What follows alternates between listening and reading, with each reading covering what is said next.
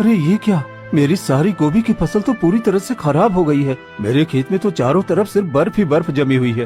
हे भगवान, अब मैं क्या करूं? घर के सारे पैसे भी खत्म हो चुके हैं और ऊपर से बर्फ ने पूरी फसल भी बर्बाद कर दी है। ये ठंड भी दिन प्रतिदिन बढ़ती ही जा रही है। पंकज बहुत परेशान होकर अपने घर की तरफ लौटने लगता है। तभी रास्ते में वो देखता है कि सेठ अपने घर के बाहर बैठा जोर जोर से ठंड से कांप रहा है।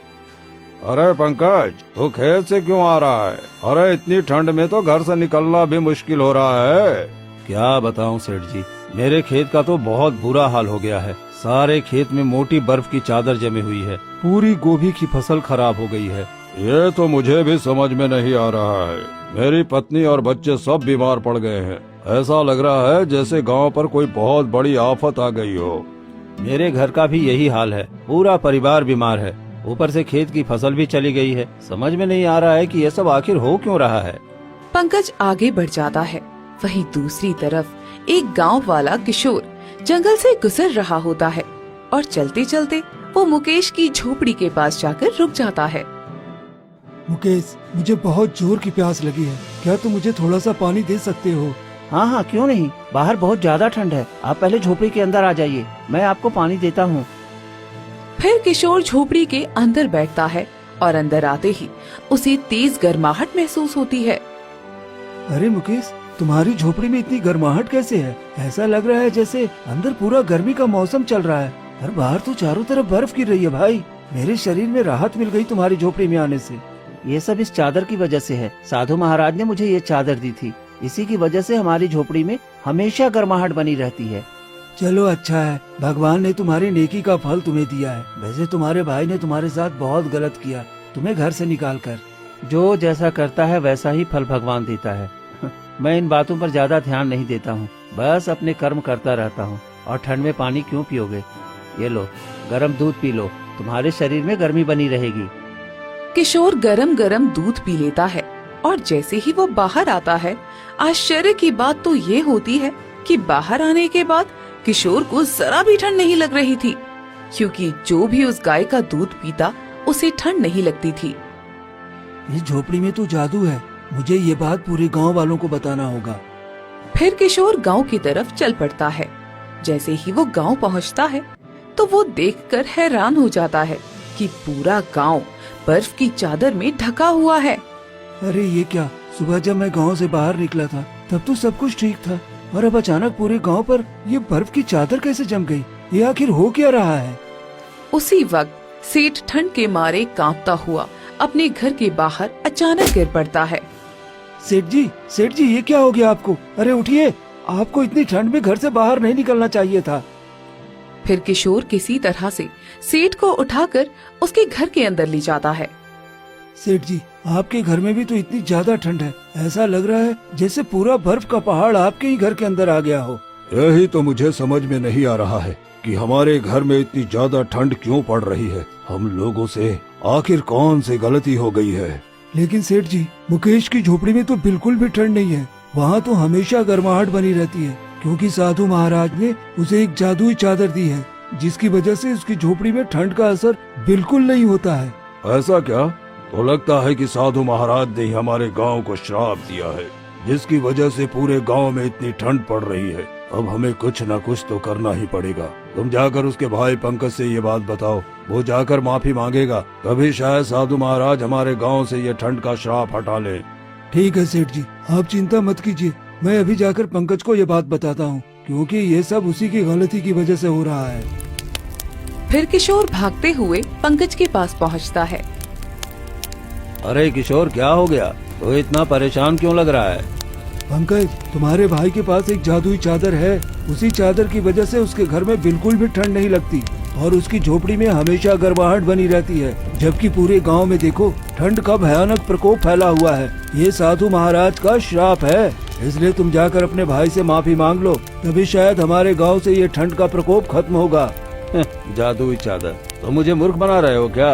अरे मैंने अपनी आंखों से देखा है भाई, और सेठ जी ने भी कहा है, जाकर अपने भाई से माफी मांगो, वरना पूरे गांव वाले मिलकर तुम्हें गांव से निकाल देंगे, क्योंकि तुम्हारी वजह से पूरा गांव ठंड से मर रहा है। फिर किशोर वहाँ से चला जाता है।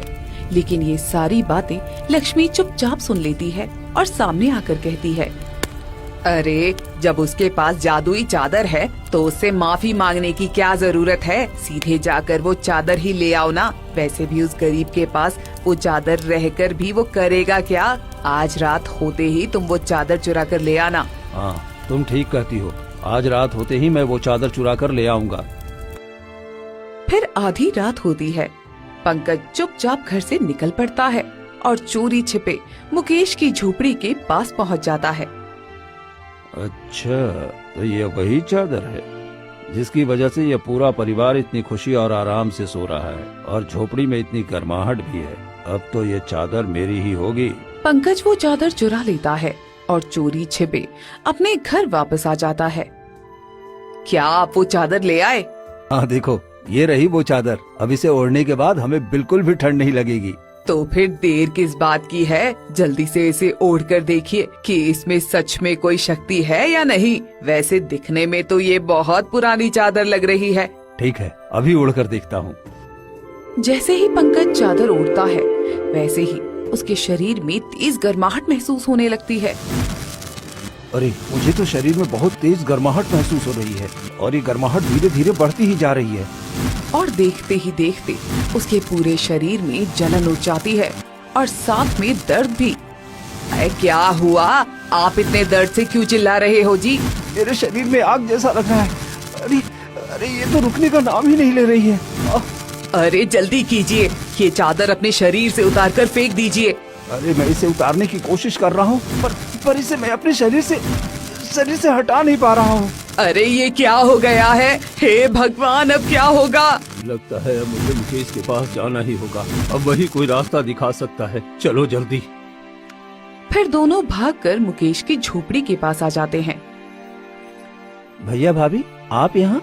और ये क्या? ये चादर तो मेरी है और आप इतने दर्द से क्यों छटपटा रहे हैं? अरे मेरे पूरे शरीर के अंदर आग लग रही है। अरे मेरा पूरा बदन दर्द कर रहा है। तुम ये चादर हटा दो। मैंने चोरी चुपके तुम्हारे घर से ये चादर ले ली थी। अब मुझे ये चादर नहीं चाहिए।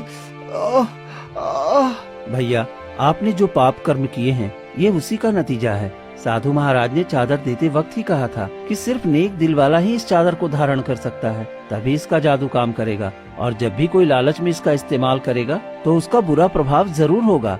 हाँ, मुझसे बहुत बड़ी गलती हो गई। मुझे माफ कर दो। मुझे तुम्हारे साथ ऐसा नहीं करना चाहिए था।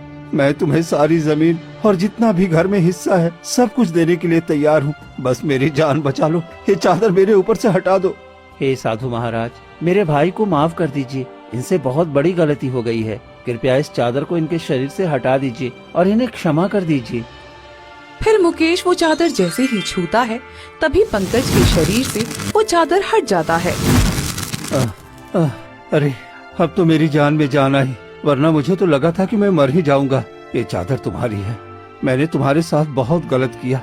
अब तुम मेरे साथ घर वापस चलो। पर भाई साहब, अभी आप हमें ले जाएंगे और फिर बाद में घर से निकाल देंगे। नहीं नहीं, अब हम लोग ऐसा कभी नहीं करेंगे। हमें अपनी गलती का एहसास हो गया है और पाप के कर्मों की सजा कितनी भयानक होती है ये हमने अपनी आंखों से देख भी लिया है। ठीक है भैया, हम सब एक ही परिवार हैं और आज से फिर एक परिवार की तरह ही रहेंगे। फिर सभी लोग अपने घर वापस लौट आते हैं और धीरे धीरे पूरे गांव की ठंड भी कम हो जाती है।